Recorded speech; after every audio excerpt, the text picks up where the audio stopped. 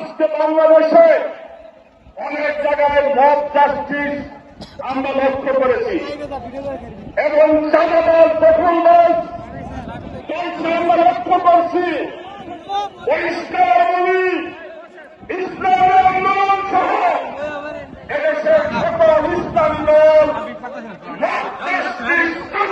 দখলবাজকে স্বীকার করে না, আমরা নিন্দা করি। কিন্তু এই মব জাস্টিসের ব্যাপারে আমাদের সরকারেরও ব্যর্থতা রয়েছে।